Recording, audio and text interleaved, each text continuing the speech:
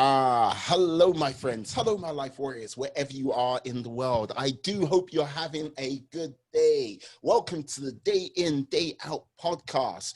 Woo! This is episode 89. And today I am very fortunate to have Joseph O'Connor. Now, this gentleman here, yes. Apart from being a coach who has, he has coached over, how can I say it? Over 1,500 people in 30 countries, written 19 best-selling books, and over 500,000 copies. Yeah, he makes me feel a little bit lazy. But let me say this. How are you today, sir? How are things in your world? I'm good, thank you. Thanks for the invitation. It's a great pleasure to be here. The pleasure is all mine. Yes, I was very intrigued because I caught an eye of your bio on Match It, and I was like, oh my God, yes, this is a chap I definitely want to speak to, especially with the way the world has been this year. 2020, how can I put it, has been a bolt from the blue, I think, from literally everyone. Now, with regards to the realm of coaching at the time of this, we're going to, in the UK, especially England, is it the rule of six? Is it now? Rule of six, I think, from next week. Yeah, something Yes. like that. It sounds something out of a Sherlock Holmes story, doesn't it? Well, it would actually make a good actual title for a book.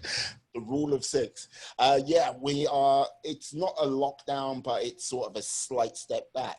And yeah, in your sort of field of things, that's definitely where things were sort of moving more and more back to normal, maybe with a little bit of social distancing in the world of coaching. How has it been? Sort of long-winded. How has it been for you guys? Well, as a coach and a trainer, I think that there's something really important about being there, being human contact. Looking other people in the eye and seeing them. And when you're removed from that something goes a little bit missing. It's difficult. Some of it can be made up, but I've certainly been very used to face-to-face training and face-to-face coaching. And so then with not being able to do that, certainly has been a challenge, but I'm doing my best to make it up via Zoom. There's challenges, there's difficulties, there's also compensations. But I think that it's been, as someone in England, it's like, I'm tempted to say interesting, but then interesting is code in English for anything from really awful to something really quite wonderful. It's been challenging for sure, everybody. There's been a lot of difficulties. There's been a lot of opportunities, certainly. And it's by no means over. Life goes on. So I think it's for all of us. It's made us more alert and more. We have taken life for granted a lot, haven't we? Especially in the digital age, we have computers and technology and just in time, and stuff is on the shelves of the supermarket just when we want it. It's wonderful, and when it works perfectly. But then when you get something like this very small virus causing a very large pandemic, you realize just how fragile that kind of ecosystem is. And then you need to look more perhaps to your own resilience and your own making things happen, because there are a lot of things that we can't rely on so much anymore. And of course, it's changing all the time. We don't know where this is going. We hope that there'll be a normal, but as time goes on, people talk either about the new normal, which doesn't make any sense whatsoever. There's no such thing as a new normal. But it seems like we're not going to go back to where we were in many, many aspects. at the beginning of the year. It's almost like it was a different world in Christmas last year. Yeah, no, but like this is the thing. When you mention the new normal, like with especially doing podcasts and speaking to friends, like I have actually used that word. What is the new normal going to look like? Several times, more times than can actually sort of remember now, because it's just like, you know, that we're going to go back to something like what it was before, but you know there's going to be some type of difference, and like it's a case of people like going, yeah, what is the new normal? It's kind of like, it's kind of September the 11th when that like the days before September the 11th, you remember the world one way, and then after it was a different way. You can't sort of really sort of put your finger on it, but you knew there was something different about it. Like that was just one extreme day, and then this is more sort of a rolling process, which is like going, okay, it's going to be like this. Then the goalposts change again with like the rule of six, and it keeps sort of ebbing and flowing, and people are kind of like going, okay, what is it going to look like? How is that going to feel? And I think people are getting kind of lost in that and getting I would say a little bit frustrated right now. Yeah, it's partly to, I think, the feeling of powerlessness is one of the most difficult things to deal with. You know, when it seems like you just don't have any influence on what's happening. You know, you have no influence on a virus directly. You hope that, you know, the doctors and the immunologists and the people who are working on the vaccine know what they're doing, and that's great. But, you know, for the likes of us, we have to do a lot of reacting to what's happening, and that's difficult. And I'm always saying, and I'm always thinking, the new normal, whatever that's going to be, is something that we need to create, not something that we need to kind of react to or get imposed on us or something like that. I think it's important to remember that we are all part of a creation of a new normal of what we're doing. And that, I think, gives that thought, at least to me, gives me some hope, some power, some feeling of, well, what I do does matter. And it does have some influence, and I have some choice in areas of my life in what I do. It was just to tell you something funny. Do you remember at the beginning, around about January, February, there was a lot of news around about our supermarket shelves are going to give out, and, you know, we're not going to get any food, and toilet paper seemed to be a particular fetish of many people.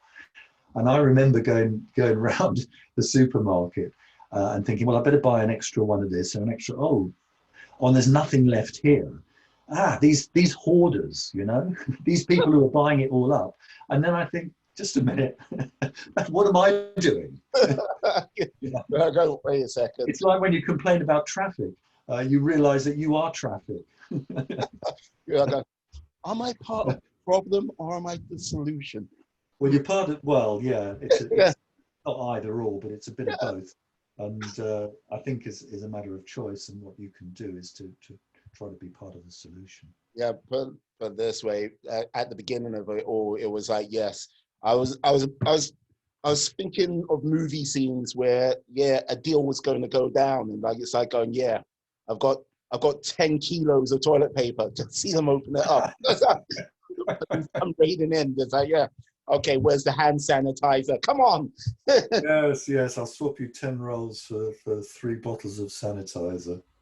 Yeah, that's absolutely crazy. But yeah, does make me laugh. But I know what you like, to sort of go back to one of your points about the sort of training and coaching in person.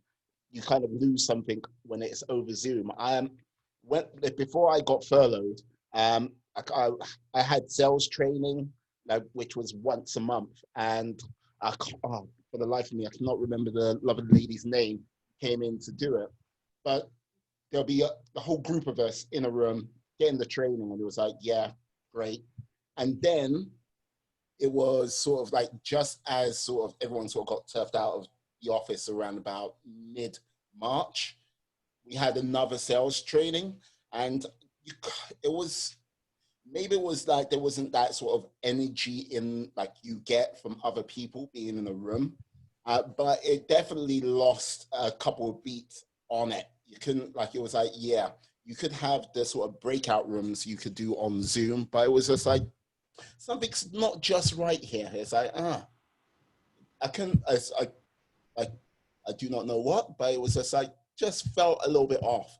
And I think that must be very difficult for anyone who does like who's done training on a like one-on-one basis or a group basis. So all of a sudden to go to remote must be quite a challenge, just to say. It's different. I mean, I'm very interested in neuroscience and how the brain works. You know, as a coach and a trainer and consultant, of course, we're kind of dealing in psychology. But at the same time, there's an awful lot about how the brain actually works, which is fascinating. And as neuroscience research goes on, it's certainly modifying, changing, and overturning, in some cases, our ideas in psychology. But our brain, of course, is something that's been evolving now for, you know, hundreds of thousands of years.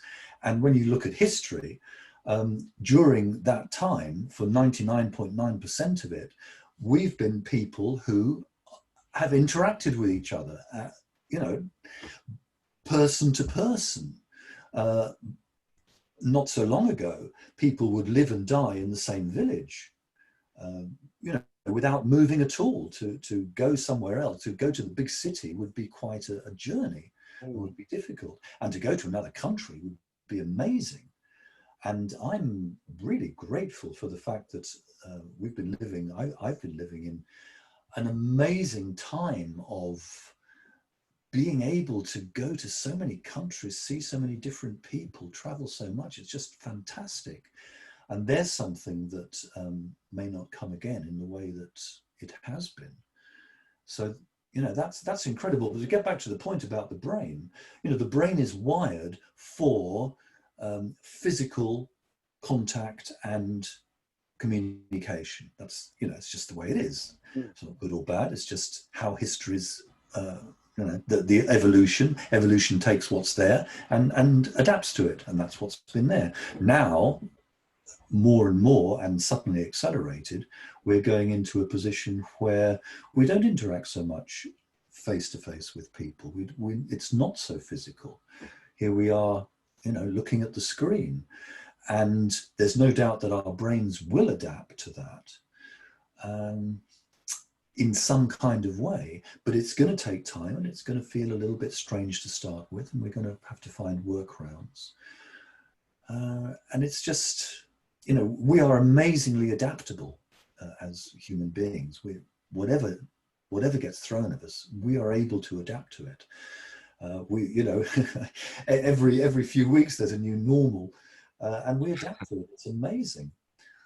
So, and no doubt we will, but at the same time, our brain has certain strengths, and it also has certain limitations in terms of what it's used to. And these are something I think we need to be very aware of in terms of the limitations, and be very aware of in terms of the strengths, and start to use those. Yeah, like going past our limitations and basically using those to sort of grow. Yeah, I would say with regards to like sort of going with, okay, yes, we started out in small communities, like small villages, like, and then sort of going to the big city, and where we are today, where we are international, global, and we can travel wherever we are, like want to be. Like there is that sort of rule of 150 where you're not meant to make more than sort of 150 sort of connections. And when it gets beyond that, it gets a little bit like a little bit loopy for all of us. And like one of the things I found with regards to like say LinkedIn, there are people who are like, oh yes, I've made 10,000 connections, and yet they most could walk past most of their connections without sort of like knowing who they are. And that's like, oh yeah, when you connected with that person on LinkedIn, oh yeah, what's their name? I don't know. Yeah. Sort of building these sort of bonds and connections over technology, I think a lot of it's become quite sort of impersonal. Like this, like communication, like right now, what we're doing over Zoom, even though we haven't met each other, but this is the whole thing. We're spending a healthy chunk of time communicating right now, which is a damn sight healthier than sort of like I send you a connection request and off we go.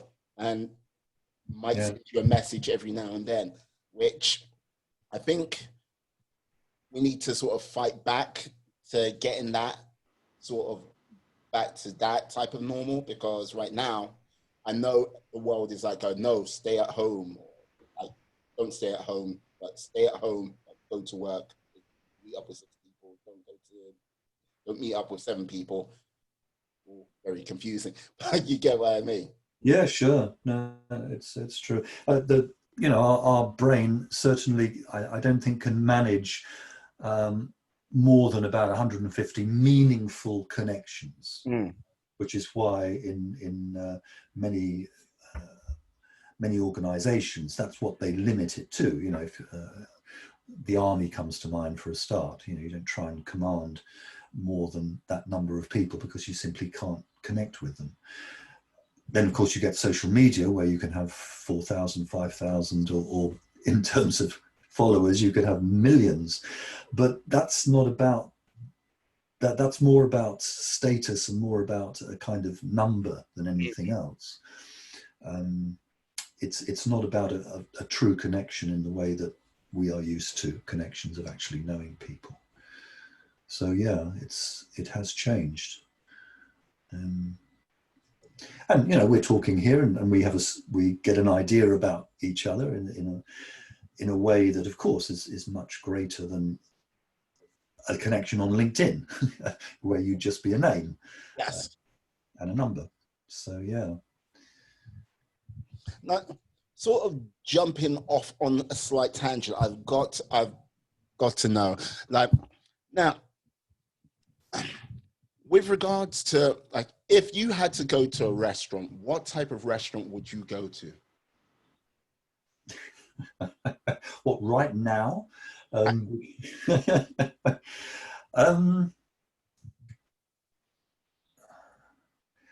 That's a funny question. Do you go to a restaurant for the food? Do you go to a restaurant for the ambience, the atmosphere, or a bit of both?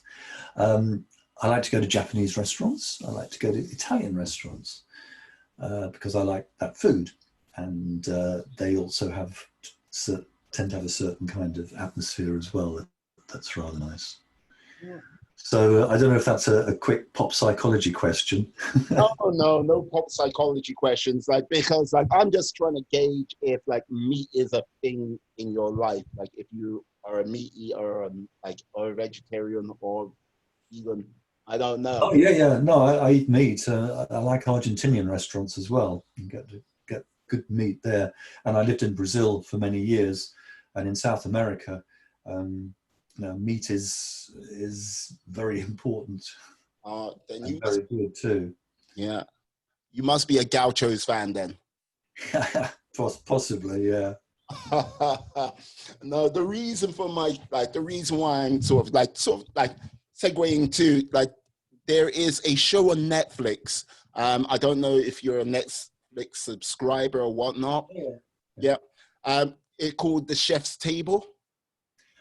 I've heard of it, but I don't know it. I think just about everyone subscribes to Netflix these days. It's part of the lockdown essentials, isn't it? But yeah, I've heard of that, but I don't know it. Okay, like basically, like if food is your thing, there like this show. I think it's on its 3rd season, and I think each season they do a different aspect of cooking. I think I haven't seen the previous seasons, but this season it's about barbecue, and like cinematography on this actual show. It showed this like brisket which came out. I was like literally like, oh my God, fantastic.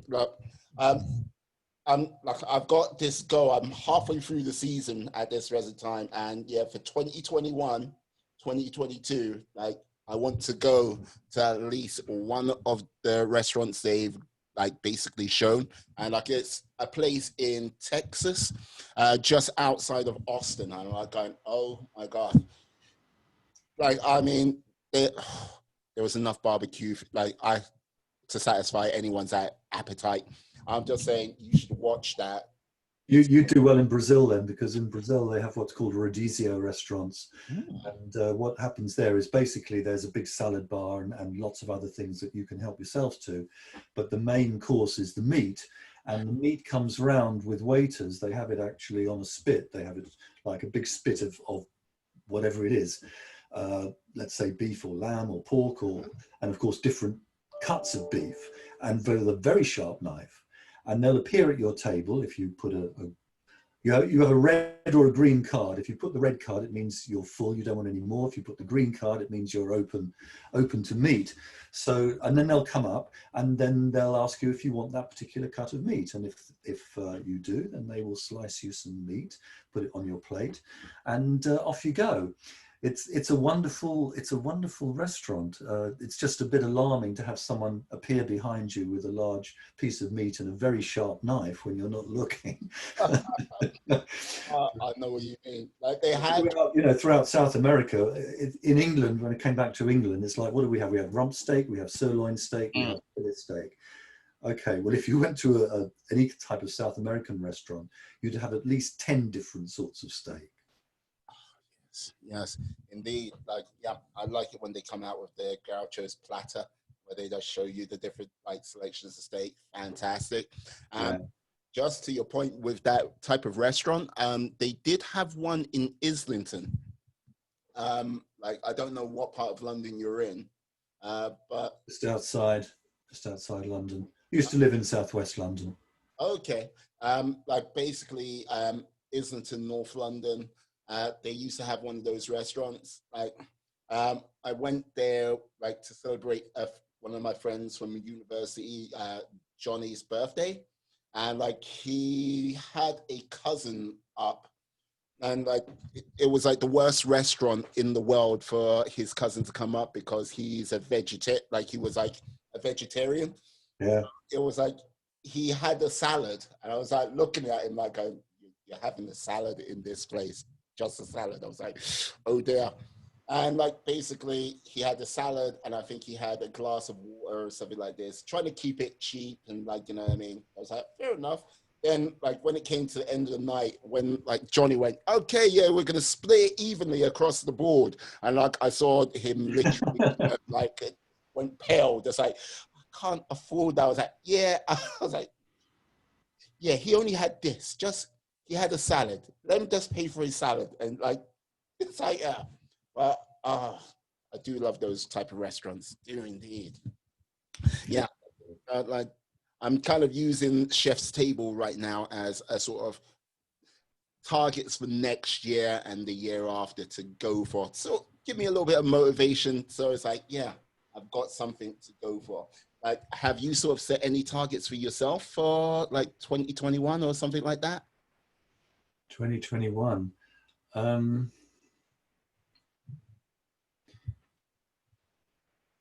Well, yes. I mean, a lot of it's to do with, of course, running a business and keeping that business going, which is important.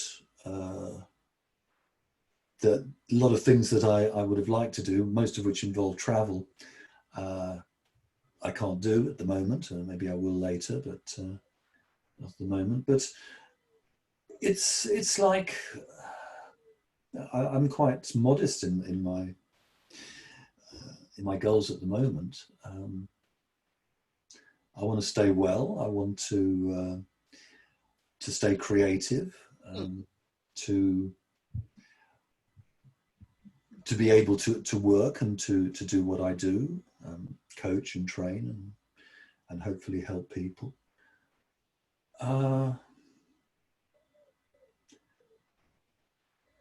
There's nothing kind of, no, if you're looking for some great goals that I've got, no.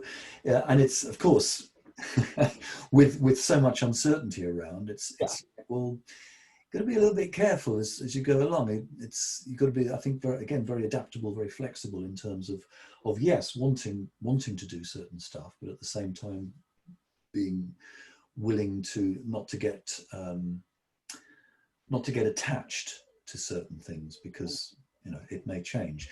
Commit, certainly, yeah, and go for it. But if it doesn't work out, well, then Yeah. that's the way No, it is. like this is the thing. With regards to sort of like you mentioned travel, I was like thinking, okay, like is there not even for business, but is there like a particular beach or like some type of like you? I take it you've traveled a lot in your time. Yes, I have. Yeah, Yeah. but there must be those sort of couple of places where you're like, oh, I want to see this, and Oh yeah, I mean there was one I was going to do this year, but it hasn't happened.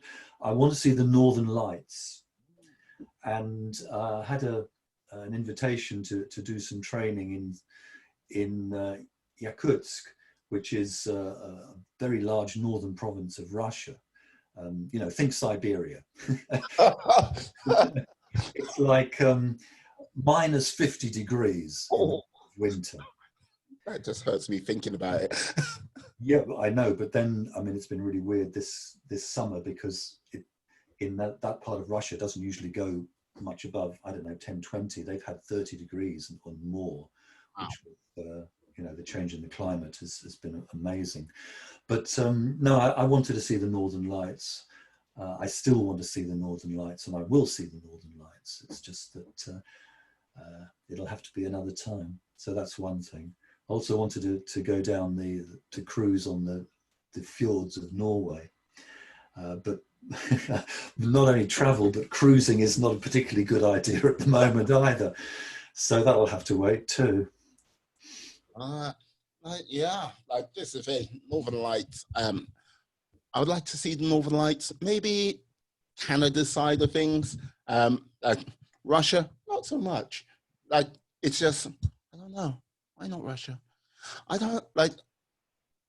I think if I went to Russia, I most probably want to see Moscow first and foremost, and like yeah, sort of like stand outside the Kremlin, like dressed up as 007, Miss Moneypenny, license to thrill.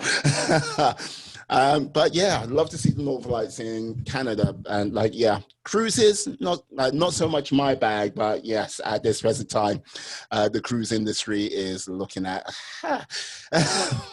getting on a boat not the best thing, but I do think it's going to be important for people to like go, okay, I have this sort of dream to fulfill or this goal or target, not related to sort of like I must work or anything like this, but just something where you're kind of restricted from doing right now to sort of celebrate it when things get back to normal. When the new normal comes into play. Yeah, but also there's something else. Sure, yes, I've done a lot of traveling. Yes, I like to travel. Yes, there are spectacular things that I'd like to see, and everyone would like to see. But at the same time, um, these things make us miss out on the just the beauty and the wonder of what's right in front of our nose. So I had travels planned this year and didn't do any of them. So I've been in the UK with a garden, and to see the seasons move through has been beautiful. To see the birds, to see nature, to be able to walk around and just to see nature and appreciate what's there all around, but which we take for granted because it's always there. This is what we do, isn't it? But once we get used to something, we don't notice it. It just becomes the backdrop. We'll miss it if it goes, of course, but we get used to it, and it's almost like we get entitled to it.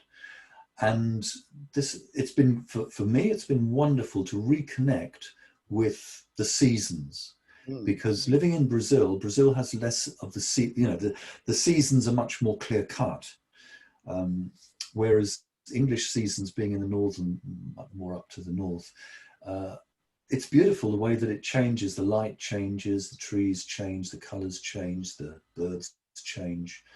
And I've really, really enjoyed that. And it's not something that I've appreciated before. And for many years, I've not actually been able to anyway. So that's been great. Mm. Yes, I've seen some friends who've like gone, basically who are up in the northwest. They have hit Wales, North Wales quite a lot. I've seen some guys doing Snowdon, going up Snowdon, which I've done that myself, which I was quite fortunate because my girlfriend, my lady's grandmother lives in Llandudno. So we like had quite easy access to sort of Snowdon and that side of things. And I got to say, it was a great walk up there. And I've seen pictures of people up there and they get to the top where it'll be like glorious sunshine at the bottom. And then you get to the top and you can't see more than 10 miles or something like this. Wow.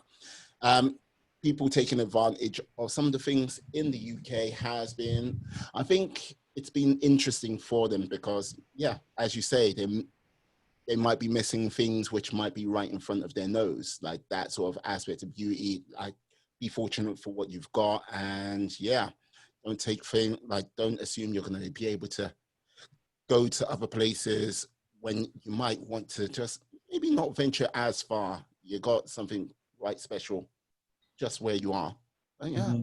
Yeah, the metaphor of the mountain climbing is a good one because it brings up a very important thing around goals and you know, how we think about goals and what we want.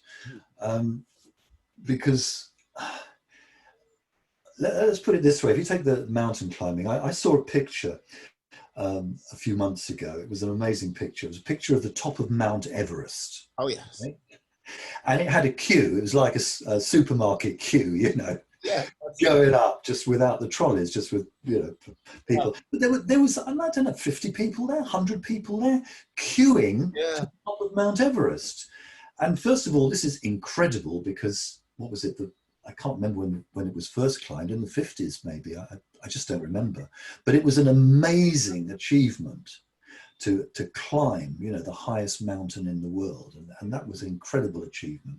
Now it's almost like it's not a day trip, but you know, there are package holidays which involve climbing Mount Everest. Everything's got so much easier, the technology and everything else.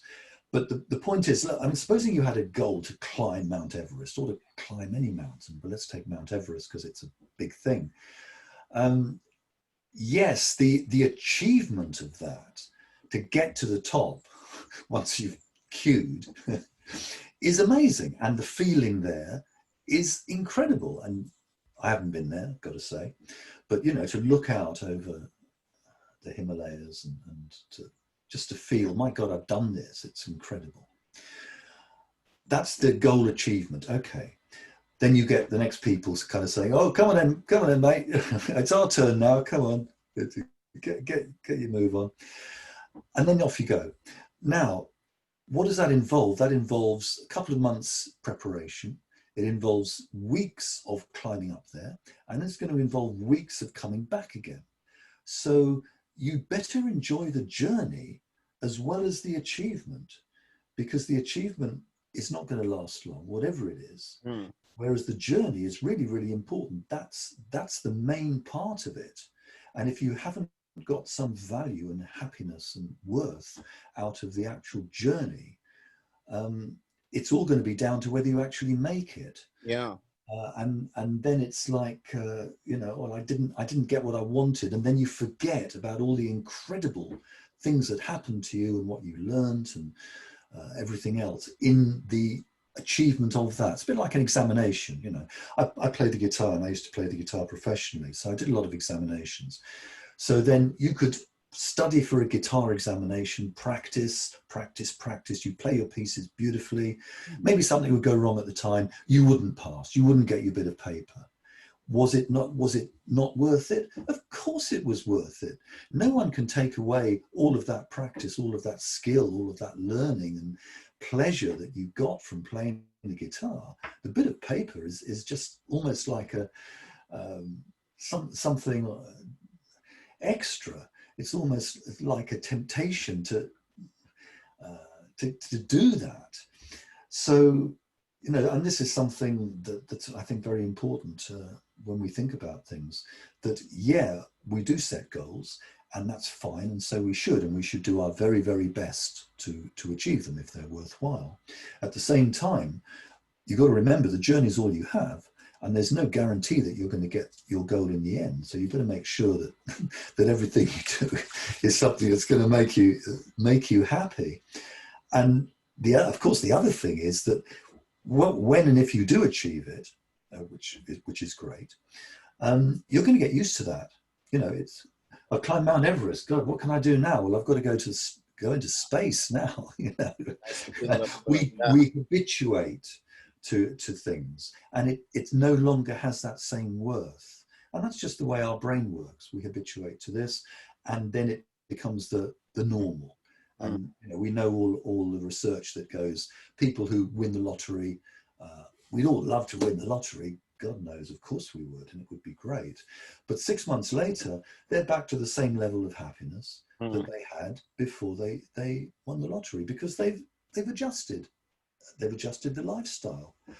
I've done a lot of traveling, and when I first started out, I used to go economy class, and then it was great. You know, if you could get a window seat, this was amazing. Oh yes, and different airlines, you wouldn't go on because they didn't have so much leg space, but windows, oh fantastic, you know, and you didn't pay extra, and that was great.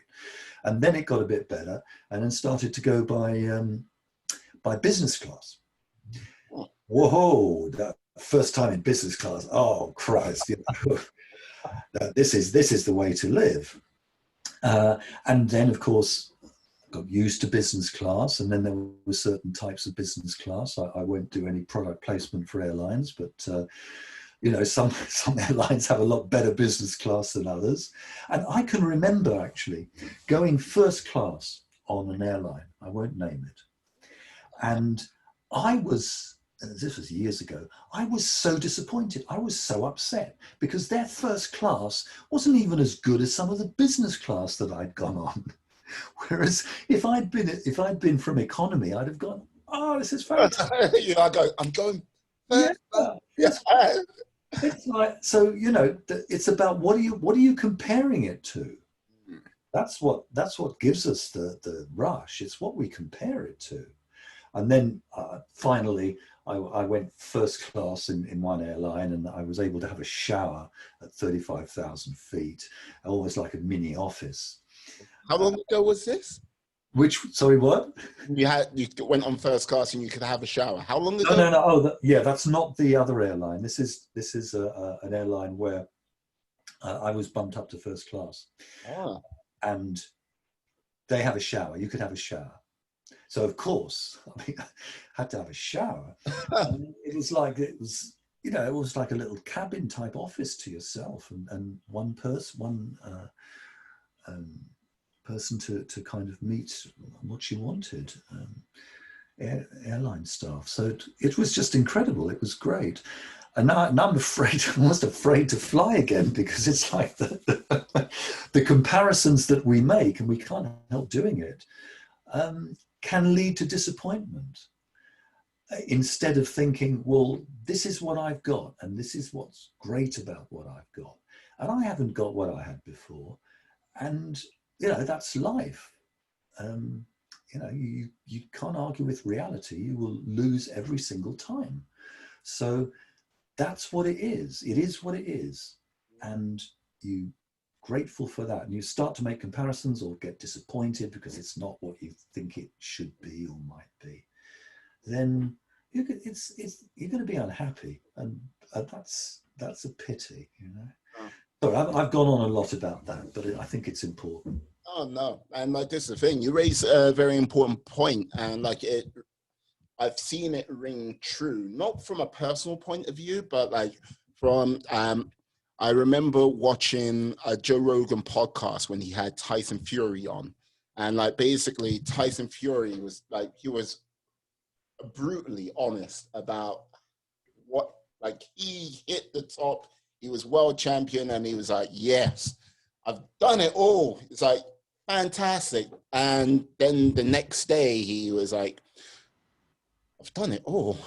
Yeah, yes. It's like, Now what do I do? yeah. And it was just like, Well, am I going to get that dopamine rush now? Yeah. and then he said he just spiraled out of control, the drinking, drugs, and just kept on going down and down and down till he was like, yeah, literally, you like saw him. Like when they showed a picture of him, like basically, I saw another picture of him on another podcast, True Geordie podcast, where he was like really overweight. He was out with England fans during the World Cup before, and it was just like, because yeah, at that point he didn't feel like, if someone offered him death or whatnot, he would have been quite happy to just go. And like trying to sort of build that sort of new structure of sort of motivation to sort of like go, okay, the goal, the target, whatever, it can't be something where it's like, I've got that and it stops. He had to evolve it to something like, okay, if I hit that, that's great. But the new sort of motivation, the goal, the target, the aim is like, yeah, how can I improve my life and keep on making it better? So it just keeps on evolving. So if he loses a title, it's like, so what? If he wins a title, it's so what? But it was like how he can make his life better. And I think that is more, people need to sort of look at the bigger picture, because like if you've got a target which takes an entire lifetime, I'm here to build a cathedral. You know, that's something which you most probably won't complete in your lifetime. And you can like start and fit, like by the time you've shuffled off this mortal coil, you know that someone's going to take on the mantle. I feel sorry for that last soul who puts that last brick in and goes, the cathedral's done. Yeah, but they'll get all the credit, Yeah, won't they? they might get all the. It'll be a politician putting on the last brick, Yeah. and it'll be the photo. It's like, it's a case of they need to find that next thing, and him like taking the sort of lessons from that. It's kind of like, if you set a absolute goal, an absolute target, then you might be in trouble. It doesn't. It might not ring true with everyone, but if you're like, if that's been your ambition and drive, and it's been the real hunger, the driving force behind you, then you might be in trouble. If you don't find that next thing, hey. Yeah, yeah. I mean, if you pin your happiness and self-esteem and everything else on getting something, the outside world, then that's very, very risky, because it's not in your control for a start. So like I said, like you said, yes, set goals, do your absolute best to get them, sure, full commitment. I'm not saying that, but at the same time, as you said, yeah, I got it, fantastic, I got it. I didn't get it, fantastic, I didn't get it, there's something else, I've learned a lot in the meantime, I'm still enjoying my life, my happiness, my vision, my mission, whatever you like to call it, does not depend on getting this particular thing, whatever it is, because whenever you get the thing, there'll always be a new thing. That's the rule of being human, right? There's always a new next thing, the next best thing that comes along. So it's, stay out of the attachment. But yeah, there's just one more thing I wanted to pick up, because when we go for things, I think we can go in two ways. We can go outside to things, other people, goals that we get, objects, etc., experiences, but we can also go inside. And so if you have someone who's kind of reached the top of something where they don't have anything else to achieve, as it were, on the outside, then they'll start to look for new experiences on the inside. And this is where the drugs, the alcohol, and all of those sort of things can come in. Because again, as human beings, we're always looking for new experiences. And there's plenty of chemicals out there that will change our experience, because it changes the brain. Unfortunately, most of them are very, very bad for us in the short or the long term, either addictive or harmful. So but at the same time, this doesn't stop us doing it. So all of the, you know, that's the other thing of what's on the inside, you know, what is what's in here? Who am I? All of these sort of questions will come up, and then this is the depth where it's really important and fascinating to explore, but not easy to find guides or maps or anything else. So that, you know, again, in these challenging times, one of the challenges is that we're kind of thrown back on ourselves because there's not a lot to go out and do. You know, you're stopped from doing it. So you're sitting around, what are you going to do? You know, you've got your own company. Going to have to get to know yourself a bit more, get to like yourself. And this is interesting and just as and rewarding in a different way, but an important way. Indeed. So, like, one of the things about yourself and like the whole thing, I'd say you got to have a evolving goal. Like, most people, one of their goals is to write a book, or maybe write 2 books, or maybe 3 at the max. But you, 19 books. It's like, so like, this is the thing, 19 books, and most probably counting. Do you have another book in the, like, about to come to fruition, or? I want to write a science fiction book. I want to write a science fiction novel. That's what I want to do next. Of course, it's quite different from the other ones I've done. But I mean, if we're talking about book, what do they say? They say that in life, plant a tree, write a book, have a child. So yes, good, that's all right. But not as achievements, of course, but it's just a funny thing to say. But writing a book, if anybody thinks they're going to make money out of writing a book, then let me say right here, you won't. Not directly anyway. It's a huge amount of effort. Yes. It takes a lot of time to get any quality. And the amount that you'll make from it directly will be very, very little unless you're very lucky and hit the jackpot. But don't count on that. I write books because about things that interest me. I write books about things that I want to learn about. I have to be interested in it. I'm not interested in writing a book that I know a lot of things about and just dumping it on the page. I write about things that I want to learn about and I'm interested in, and I want to surprise myself. At the end of that book, I want to know a lot that I didn't know about this subject before. That's the payoff for me. Then it goes out into the world and it does whatever it does.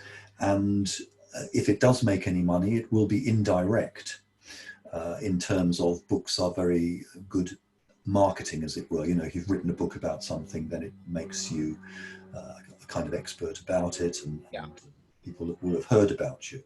So that's good. So I'm not saying don't write books. I'm just saying that whatever you want from it it's very important to enjoy the process and to get something out of the process, and to make sure that you're not relying on making direct money from it. Mm-hmm. So I want to do a science fiction novel next. I have some ideas, but it's finding the time. It's very difficult. And writing takes such a long time as well. I want to do a kind of writing consultancy of helping people to write books and articles, because again, now things have changed. Content is king to some extent again. You know, websites, marketing, copywriting, books, all of this sort of stuff becomes extremely important in terms of letting people know about what you're doing. So I want to do this. And it's fascinating. It's always amused me that writers have their own kind of psychological problem, you know, writer's block. It's almost like, you know, if you're a writer, this has a lot of artistic kudos, but if you're a writer with writer's block, it's almost like You're an extra special writer. You've got this extra special gift of not being able to express it. But it's just amused me because you don't hear about psychologist's block or fireman's block or policeman's block. I would save you from that burning building, but I've got Yeah. Yeah. Sorry, I can't come into work today, Sergeant. I've got no. If I could just sit this out, I'm sure I'll be better, later on. So it just amuses me. That's not to say that writing isn't difficult and time consuming, but there's ways around it. Anyway, yes, books. You're going to write a book? I don't. It's one of those things I've never really thought about to do myself. Over my course of my sort of brief time as a podcaster, I've spoken to people it's taken them 18 months to 2 years to write a book. And then I've spoken to people who are like, yeah, I did it in 2 weeks. I'm like going, what? that kind of always blows my mind. It's like, yeah, sure. I wrote my book in 2 weeks. I was like, okay, more power to you. With regards to writing a book, it's, I don't know in which direction. I think it's one of those things, if I started, I would actually understand which direction I would want a book to go in. Because if it was something personal to myself, I'd most probably like, yeah, this is a little bit too personal. I'm not too sure how much I would want it out there.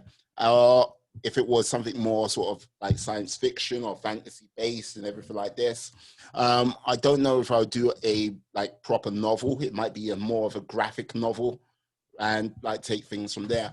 So writing a book for myself, yeah, it's one of those things where I understand how much work goes behind it. So I don't look at it and go, I don't take it lightly, if you get what I mean. Yeah, sure. Yeah. No, you got to want to do it. It's got to be important. It's a creative activity, and there are many wonderful writers that can't not. They have to write. It's like a creative urge. They have to write. They want to write. They're just brimming with ideas. It's fantastic, and that's amazing. And I love reading. I read a lot. Yeah. So it's a great pleasure. Yeah. Like one of the things I got to say, yeah, you should do that sort of consultancy or training for helping people to write books and articles, because right now, I think there are a number of people out there who really want to they want to be heard, but they can't they don't have the starting blocks to sort of get things underway. And if they sort of had a helping hand, like maybe starting with the articles first and to sort of then maybe get enough reps in so they can do a book afterwards, I think that'll be very good one, for yourself, but two, for a great number of people out there, because right now, as you said earlier, content is king. And for a lot of people, they're not actually getting that content out there. And it's just becoming more, as much content is out there, it's becoming more and more of an exclusive domain of a smaller group where you expect it to be bigger. But it just seems to be shrinking, and this is the people who are getting their attention, and these are the people who are just talking. So you kind of get a very skewed view of what the world is about. It's like Twitter is the dumpster fire of the internet. I say it now, I'm going to say it forever, and like it just is. But the people who are generally the largest or biggest or have the loudest voices are the people who are frantically screaming about something, not having a conversation, because screaming about this topic, that topic, or whatnot, and then they end up writing a lot more information, or they attract people. So it's just a little too condensed for my liking. I would like it to be a little bit more open, so more people can have their voice speak. Yeah, Yeah, it's about finding your voice. You don't want, when you start on something, you don't want to have to reinvent the wheel. Mm. It's good to have someone who knows and can help. It's very similar to teach. I used to, like I said, I was a professional musician. I was a guitarist. I used to teach the guitar, and it's the same sort of thing. You're teaching someone to do something in a tried and tested way. To move your hands like this, to move your fingers like this, because this is what works. To express themselves musically, which is fantastic. To be able to express yourself musically like that is brilliant. And to be able to write and express yourself with words is also wonderful. So it's more people do it, the better, as far as I'm concerned. Yeah. Will you sort of stem back to doing something more in the realm of music as well over the course of time, or is it just... No, I don't think so. I spent many years as a professional classical guitarist, although growing up in the 60s, I was in a rock band, yes. Everyone was in a rock band, played electric guitar in the 60s and early 70s. So yeah, I did that. But it was classical guitar. So I played that professionally and also taught it.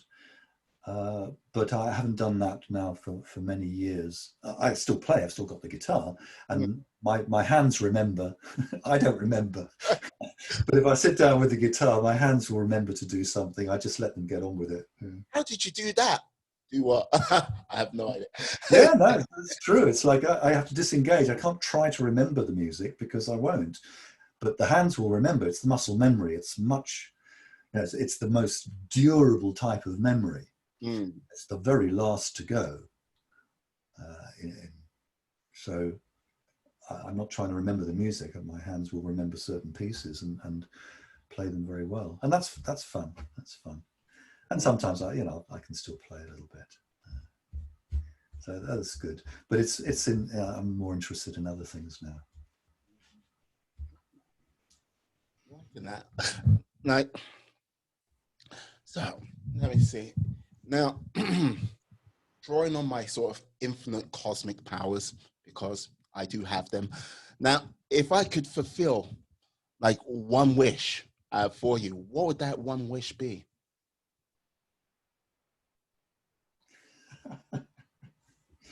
Oh God, that's a trick question, isn't it? I'm not allowed to say 3 more wishes, am I? No, no, you can't.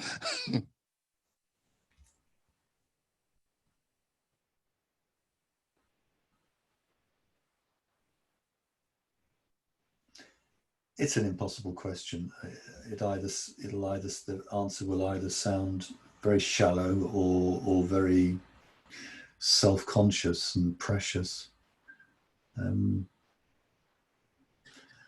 I just wish health and happiness to health and happiness to myself and everyone else, and of course particularly my family. Especially again now, we realize that things that we take for granted, like health, can't necessarily be taken for granted. And we've all been ill at some stage or other, whether it's the flu or cold or anything else. And when you're ill, it's like, I can't think, I can't do anything. I had so many plans. I wanted to do this and this, and I'm not going to be able to.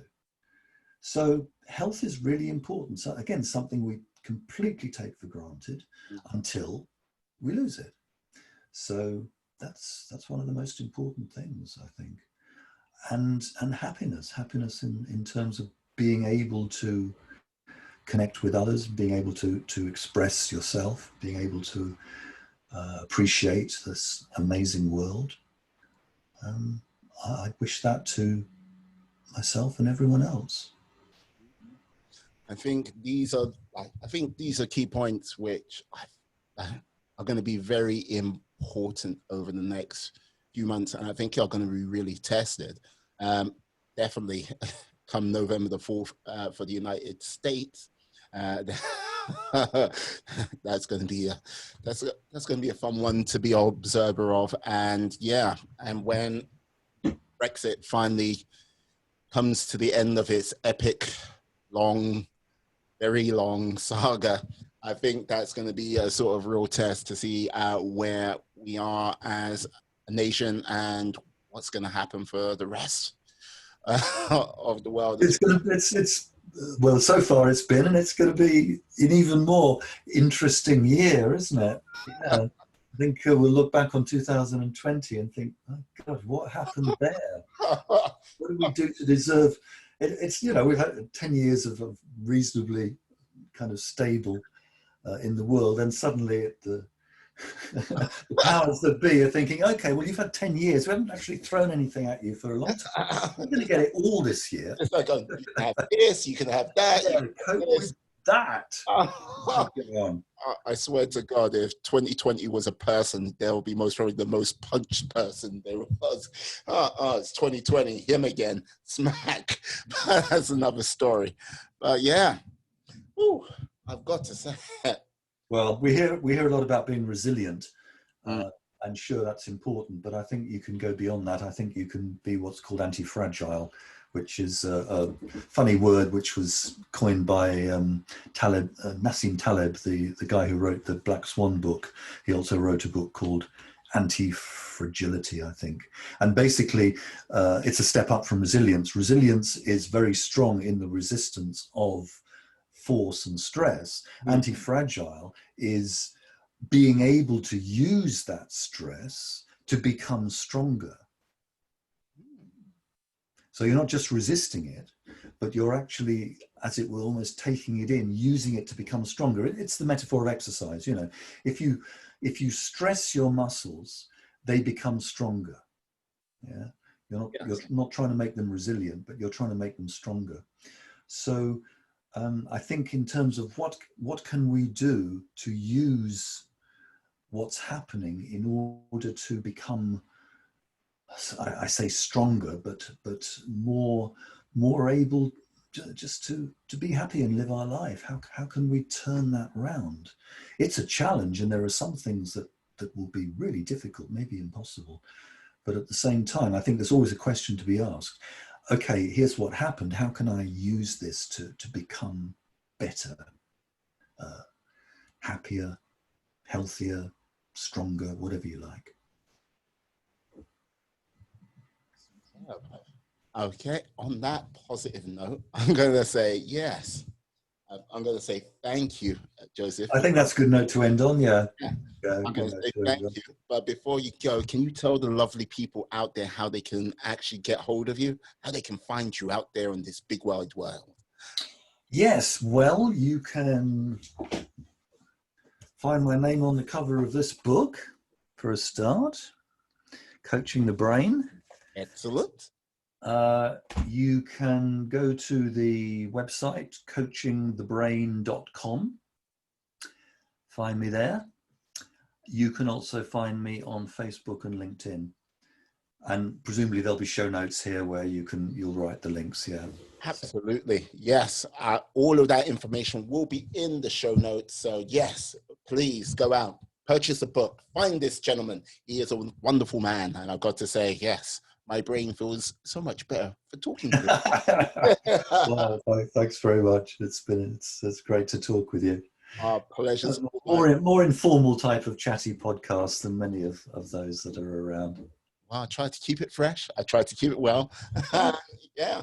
Good job. I hope I didn't go on too much about anything in particular. So no.